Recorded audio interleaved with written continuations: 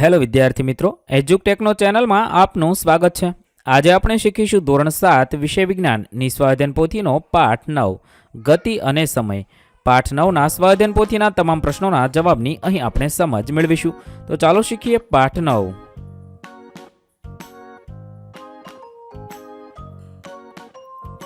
પ્રશ્ન નંબર 1. નીચે આપેલા પ્રશ્નો માટે સાચો જવાબ પસંદ કરી તેનો ક્રમ ખાનામાં લખવાનો છે.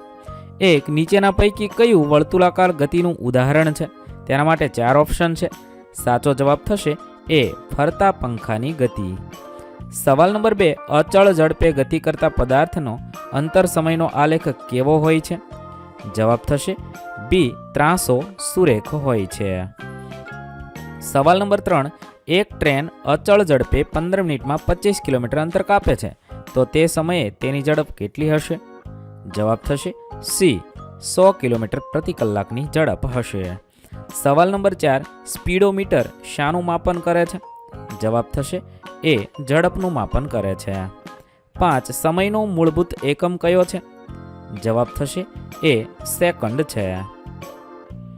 સવાલ નંબર 6. અંતર સમયના આલેખમાં એક્સ અક્ષ પર શું દર્શાવવામાં આવે છે? જવાબ થશે બી, સમય દર્શાવવામાં આવે છે. 7. ધનુષ્યમાંથી છૂટેલા તીરની ગતિ કયા પ્રકારની ગતિ છે? જવાબ થશે એ, સુરેખ ગતિ છે. 8. જંતર મંતરની સૂર્યઘડી ભારત દેશના કયા શહેરમાં આવેલ છે? જવાબ થશે ડી, દિલ્હીમાં આવેલ છે. સવાલ નંબર 9. મીટર માટેની સંજ્ઞા કઈ છે? જવાબ થશે એ, સ્મોલ એમ છે.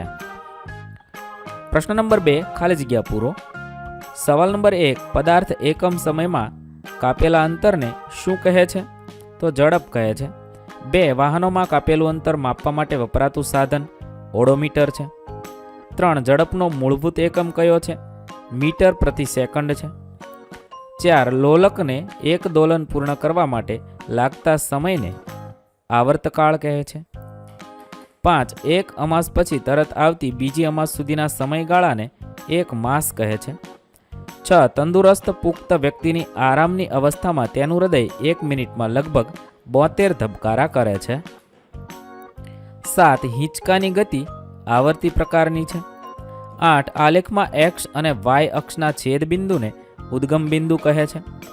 9. સમયનો પ્રમાણભૂત એકમ સેકન્ડ છે. 10. ટ્રેનની ઝડપ સામાન્ય રીતે કિલોમીટર પ્રતિ કલાક એકમમાં મપાય છે. ત્યારબાદ પ્રશ્ન નંબર 3. નીચે આપેલ વિધાનોમાંથી સાચા વિધાન સામે ખરાની અને ખોટા વિધાન સામે ખોટાની નિશાની કરવાની છે. 1. દોડતા ખેલાડીના હાથની ગતિ વર્તુળાકાર ગતિ છે. વિધાન ખોટું છે. 2. સમયનો મૂળભૂત એકમ કલાક છે. વિધાન ખોટું છે. 3. સાદા લોલકના નિયમો ગેલિલીએ શોધ્યા. વિધાન સાચું છે. 4. સાદા લોલકનો આવર્તકાળ તેની લંબાઈ પર આધાર રાખે છે. વિધાન સાચું છે. 5. આપેલા લંબાઈના લોલકને એક દોલન પૂર્ણ કરવા માટે હંમેશા સમય સમાન લાગે છે. વિધાન સાચું છે. 6. અંતર સમયનો આલેખ સ્તંભ આલેખ હોય છે. વિધાન ખોટું છે. આ રીતે આપણે ખરા વિધાન સામે ખરાની, ખોટા વિધાન સામે ખોટાની નિશાની કરીશું. ત્યારબાદ પ્રશ્ન નંબર 4. ટૂંકમાં જવાબ આપો. 1. દિવસનો સમયગાળો કઈ કુદરતી ઘટના પરથી નક્કી થાય છે? 1. સૂર્યોદય બાદ તરત આવતા બીજા સૂર્યોદય સુધીના સમયગાળાને એક દિવસ કહે છે. 2. ક્વાર્ટ ક્લોક કોને કહે છે? આ ઘડિયાળ એક અથવા એક કરતાં વધુ સેલવાળા વિદ્યુત પરિબળ એટલે કે ઇલેક્ટ્રોનિક ધરાવે છે. તેની અંદર એક નાનો ક્વાર્ટઝ પથ્થર હોય છે.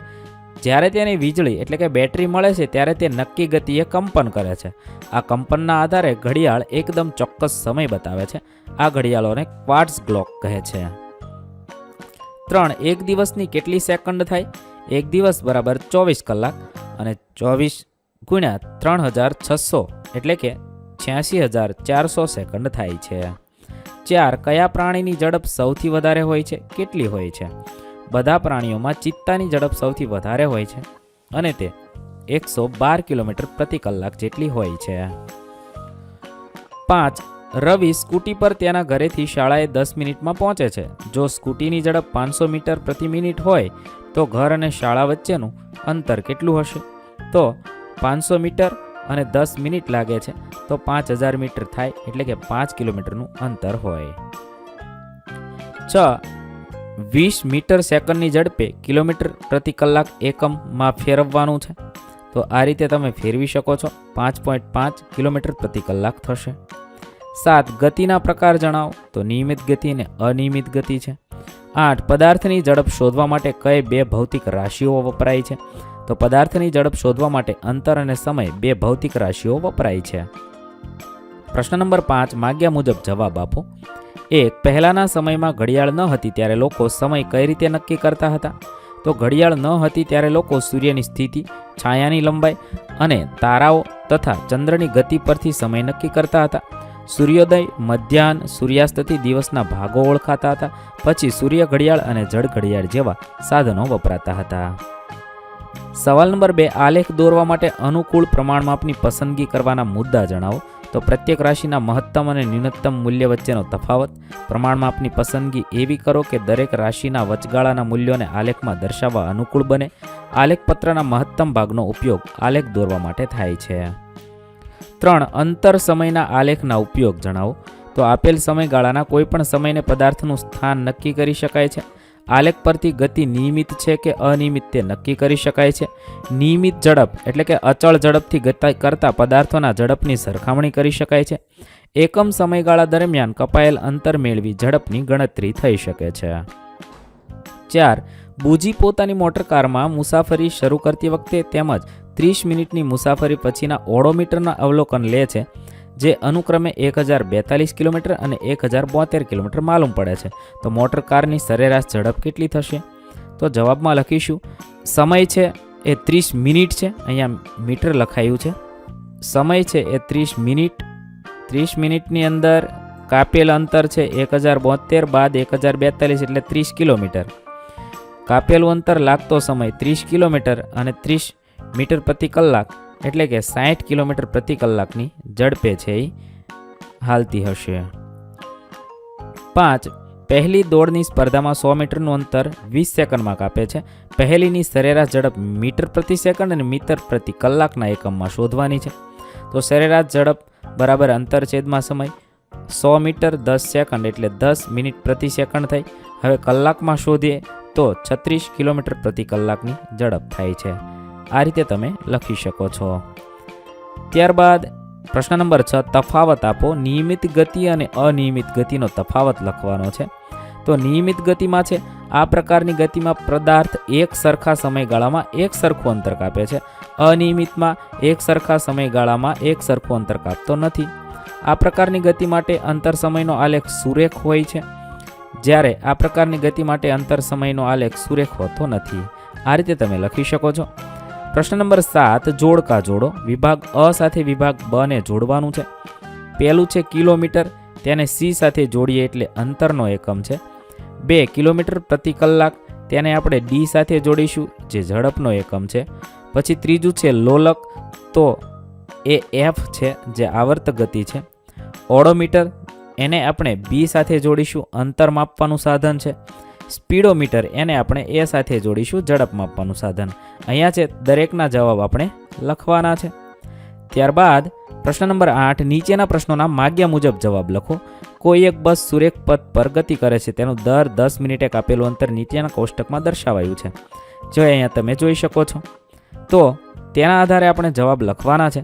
નીચેના પ્રશ્નોના માગ્યા મુજબ જવાબ લખો. અહીંયા છે એક આલેખ આપેલો છે, તે આલેખ જોવાનો છે, સમજવાનો છે. તેના આધારે આપણે પ્રશ્નોના જવાબ લખીએ. 1 ઉપરની માહિતી પરથી અંતર સમયનો આલેખ દોરો. બસ માટે અંતર સમયનો આલેખ નીચે મુજબ છે, જે તમે આલેખના આધારે દોરી શકો છો. 2 આલેખ પરથી ગતિ કેવા પ્રકારની છે તે કહેવાનું છે. આલેખ સુરેખ છે, તેથી બસ અચળ ઝડપથી ગતિ કરે છે. 3 25 મિનિટના અંતે બસે કાપેલ અંતર શોધો. 25 મિનિટના અંતરે બસે કાપેલું અંતર 20 કિલોમીટર થાય, જે આલેખના આધારે નક્કી કરી શકાય. 4 44 કિલોમીટર અંતર કાપતા બસને કેટલો સમય લાગે છે. 44 કિલોમીટર અંતર કાપતા બસને 55 મિનિટ જેટલો સમય લાગે છે. ત્યારબાદ પ્રશ્ન નંબર 9 2 કાર એક જ સમયે ઉપડે છે, દરેકે 10 મિનિટમાં કાપેલ અંતર દર્શાવતું કોષ્ટક નીચે આપેલ છે. આ વિગતો પરથી બંનેના અંતર સમયના આલેખ દોરવાના છે, જે તમે આ મુજબ દોરી શકો છો. બંને કારનો અંતર સમયનો આલેખ આ મુજબ તમે આલેખ પત્રમાં દોરી શકો છો.